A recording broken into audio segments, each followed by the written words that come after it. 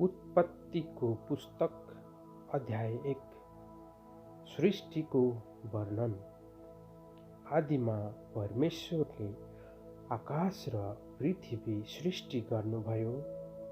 पृथ्वी आकार बिनाको शून्य थियो। अथाह समुद्रमाथि अन्धकार थियो र परमेश्वरका आत्मा पानीमाथि परिभ्रमण गर्दै रहनुहुन्थ्यो।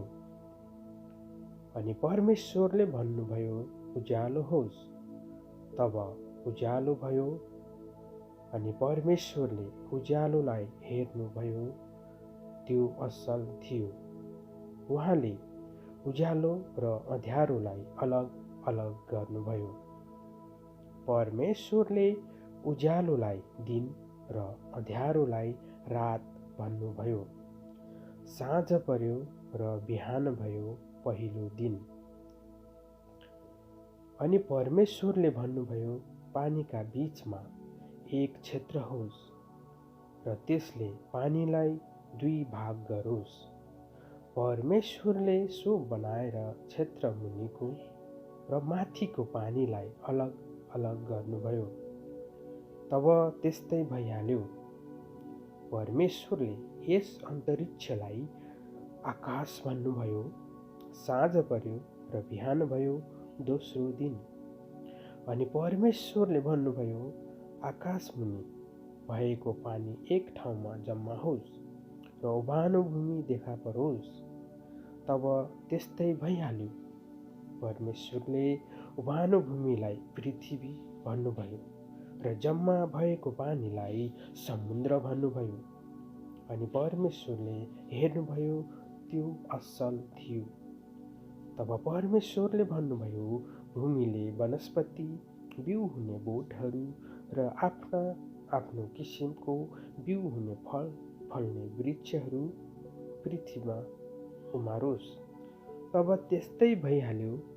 भूमिले वनस्पति, बिउ हुने बोटहरू र आफ्नो आफ्नो किसिमको बिउ हुने फल फल्ने वृक्षहरू उमार्यो। अनि परमेश्वरले हेर्नुभयो, त्यो असल थियो। साँझ पर्यो र बिहान भयो तेस्रो दिन।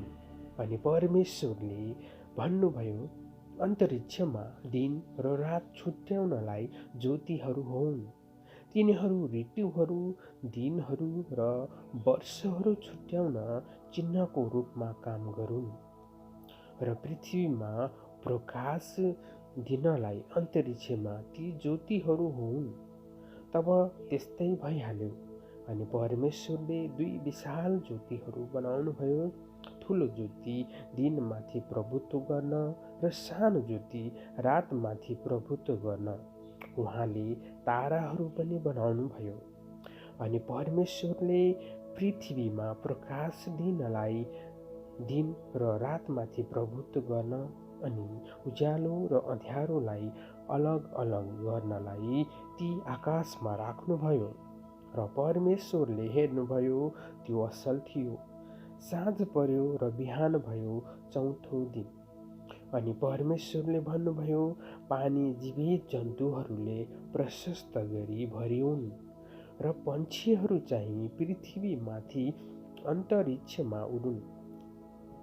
यसैले समुद्रका विशाल जल जन्तुहरू, पानीहरूमा भरिएका चलहल गर्ने किसिम किसिमका सबै जीवित प्राणीहरू र जात जातका पखेटा भएका सबै पन्छीहरू परमेश्वरले सृष्टि गर्नुभयो।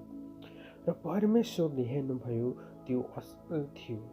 अनि परमेश्वरले तिनीहरूलाई यसो भनेर आशिष दिनुभयो, फल्दै फुल्दै वृद्धि हुँदै र समुद्रमा भरिँदै जाओ र पन्छीहरूको पनि पृथ्वीमा वृद्धि हुँदै जाओस्। अनि साँझ पर्यो र बिहान भयो पाँचौं दिन। अनि परमेश्वरले भन्नुभयो, पृथ्वीले जात जातका जीवित प्राणीहरू अर्थात् जात जातका पालिने पशुहरू, घस्रने जन्तुहरू र जात जातका वन पशुहरू उत्पन्न गरोस्। तब त्यस्तै भयो। परमेश्वरले पृथ्वीका जात जातका वन पशुहरू, जात जातका पालिने पशुहरू र जमिनमा घस्रने जात जातका जन्तुहरू बनाउनुभयो र परमेश्वरले हेर्नुभयो त्यो असल थियो। फेरि परमेश्वरले भन्नुभयो, मानिसलाई आफ्नै स्वरूपमा हाम्रै प्रतिरूपमा बनाऊ।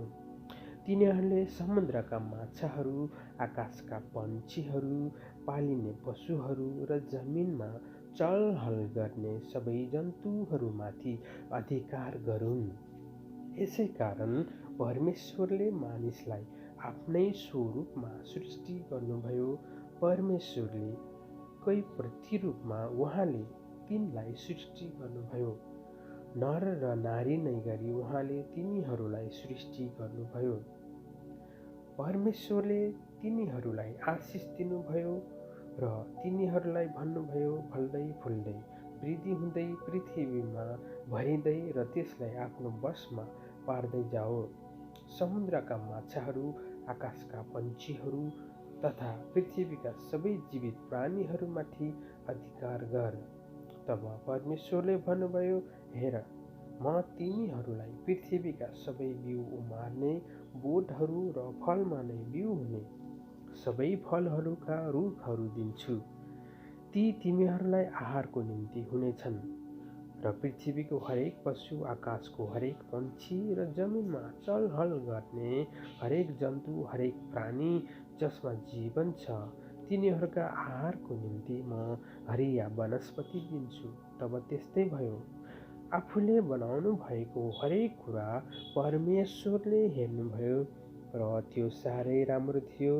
साँझ पर्यो र बिहान भयो, छैटौँ दिन। आमेन।